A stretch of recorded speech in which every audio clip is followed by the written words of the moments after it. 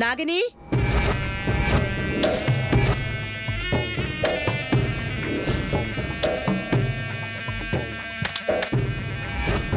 చెప్పమ్మా.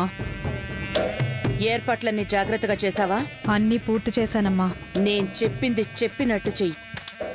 ఏం మాత్రం తేడా వచ్చినా ఈ భూమికి నీ పేడ విరగడైపోతుంది. తేడా రాదమ్మా. వస్తే ఈ నాగిని మీకు కనిపించదు. ఆ నమ్మకం ఉంది కాబట్టే నిన్ను నా పియేగా పెట్టుకున్నాను. వెళ్ళి ఏర్పాట్లు చూడు.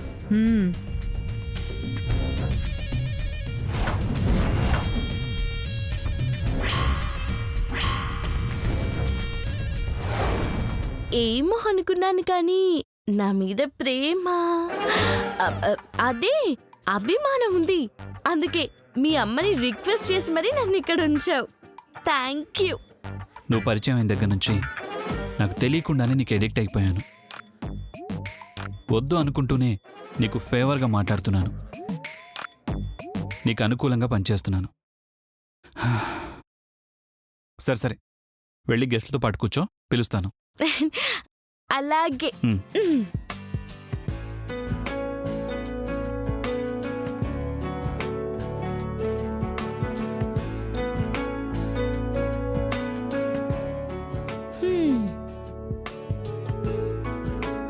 హలో, ఎక్కడికి వెళ్తున్నావు? గెస్ట్లకి ఇద్దామని. మేము గెస్ట్లమే, మాకు కూల్ డ్రింక్స్ తాగడం వచ్చు. మేము గిఫ్ట్లు తెచ్చాం. గ్లాస్ ఇవ్వు, వెళ్ళ. హలో హలో హలో, ఇట్రా. మేము గెస్ట్లమే, మాకు కూల్ డ్రింక్ తాగడొచ్చు. గ్లాస్ ఇవ్వు. నువ్వా? నువ్విక్కడికి ఎందుకు వచ్చావే? నీకోసమే అక్క. చంపుతా. ఇప్పుడు నీతో పాటు నన్ను చూసిందంటే అల్లరిది చిల్లరిదని నాన్న గొడవ చేస్తుంది. ముందుక్కడి నుంచి పో. నిన్ను కూడా గట్లనే వెళ్ళమన్నారు. నువ్వు వెళ్ళినవా? లేదే, నేను కూడా అంతే.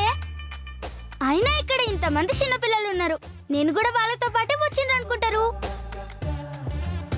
అవును, నిన్ను గన్ని గలీజ్ మాటలంది ఎవరది? ఆ గలీజ్దా? సంతోష్ వాళ్ళ అమ్మ. గన్ని మాటలంటుంటే మొహం మీద ఒకటి కొట్టక అవులేదాని లెక్క నిలబడినవేంది? అవులేదా అంటే? అదా అమాయకురాలు అని అర్థం.